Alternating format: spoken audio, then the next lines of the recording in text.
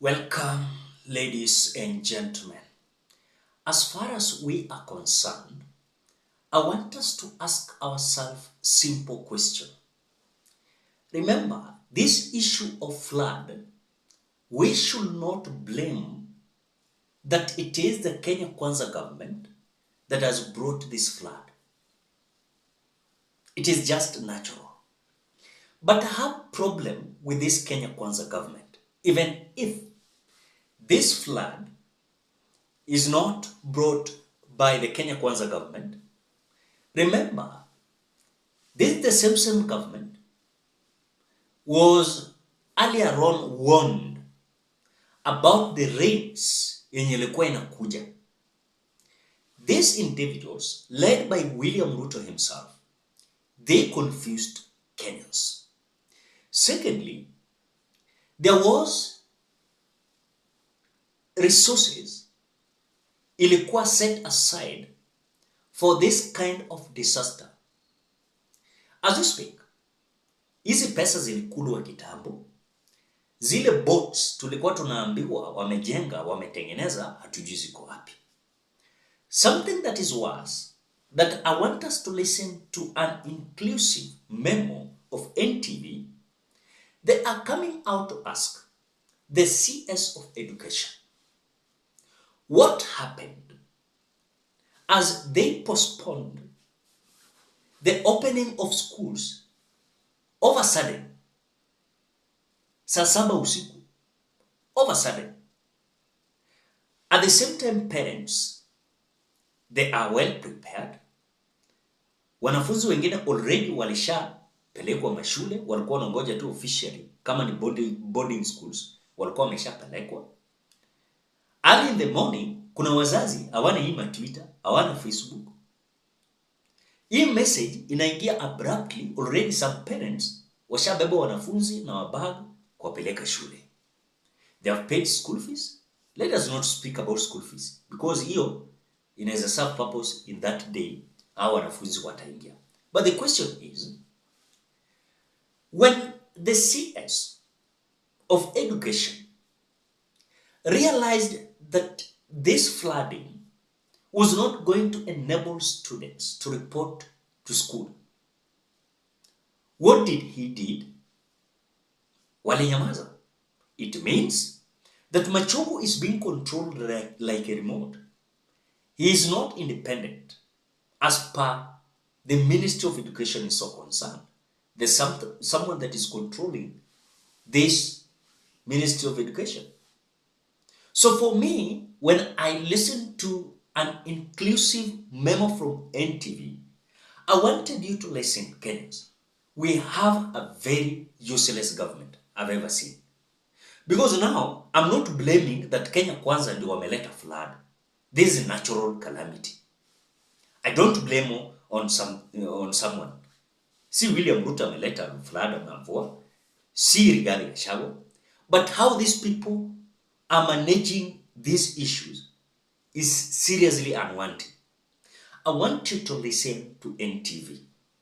And I want you to give your genuine opinion and judgment at the comment section below. But before we listen to NTV, please consider liking this video. When you like this video, you automatically support the work that I'm doing. I will appreciate you so much if you consider liking this video. So let us listen to whatever the NTV is telling Kenyans. Tonight, we are delivering our memo to the Cabinet Secretary for Education, Ezekiel Machogu, his ministry and the country's top executive leadership at large, right to the President, William Ruto. A young girl from a low-income family travelled hundreds of kilometres across counties to school, and on the morning of opening day, she's told she has to go back home because the government, in the wee hours of the night, changed the school's opening date. It is possible that the family cannot afford the transport fare for her return home and then back to school in a week.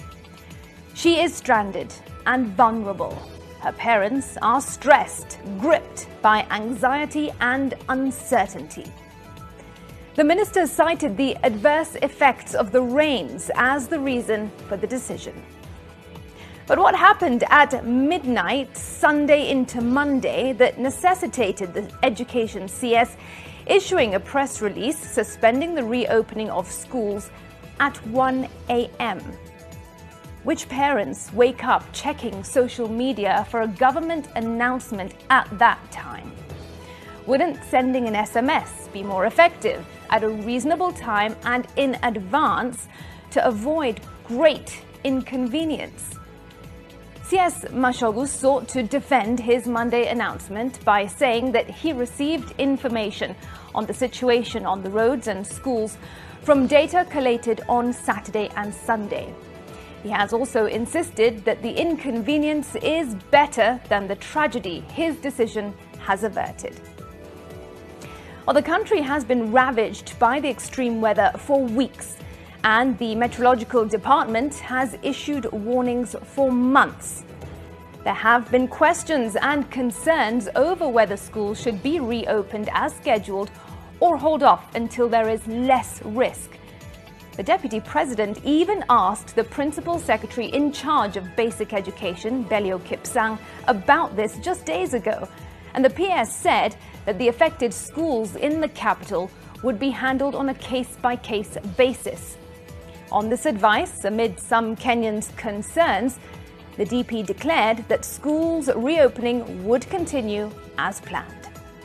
But the government generated breaking news at 1 a.m., just hours before schools were to reopen.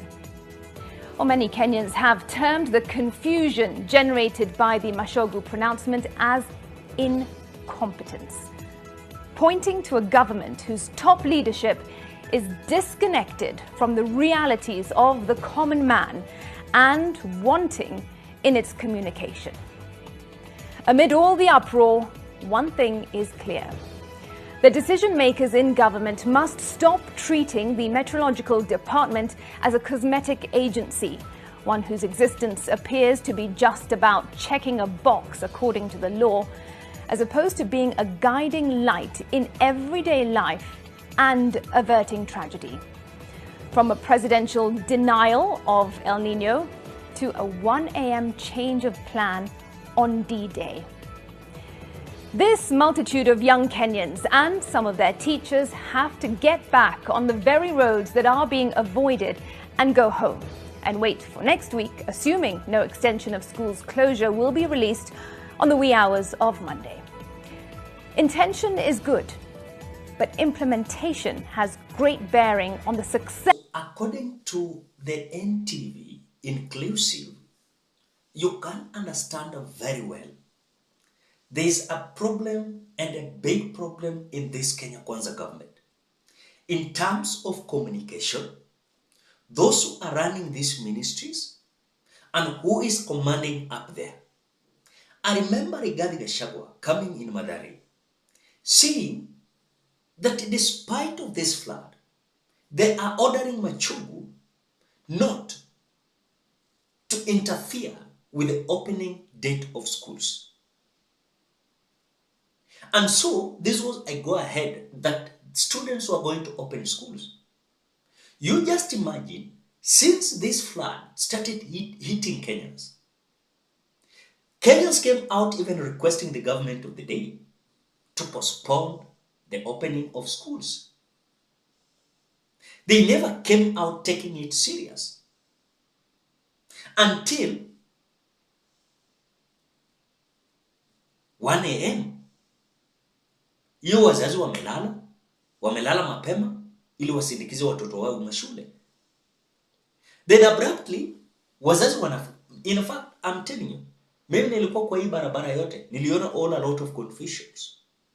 Students are confused. Ladies and gentlemen, we are living in a country that the government of the day is so confused, irrelevant. We are not blaming them about the flood, Kenyans. We are not blaming this government about floods. It's natural. But now, what are their reactions? When they were told that this is something that is persisting, Please, can you postpone schools opening date? These people thought like we were interfering with their jobs. Now, look at the confusion they have brought to our parents, leave alone even our parents. Mashule walishapika machakula huko wakijua kwamba wanafunzi wanaenda. Kama shule nyingine pale Limuru, nimeona wanagawa tu sasa chakula. You know? Wanagawa tu chakula. Why? Because hiyo chakula ikaa hapa itaharibika. Na already shapikwa kwa sababu walijua wanafunzi wanakuja. Then you want to tell me this is the government that you should trust. We cannot trust the government of William Ruto because we are having ministers, but they are not doing what they are expected to do. In simple terms, let me say, they are not independent. Kuna mtu anawaamulia pale juu. Kama mtu hajaamua huko juu, they are not independent. Ladies and gentlemen, what do you think? Drop your opinion at the comment section below. Otherwise, thank you so much. Bye bye till you meet in another video.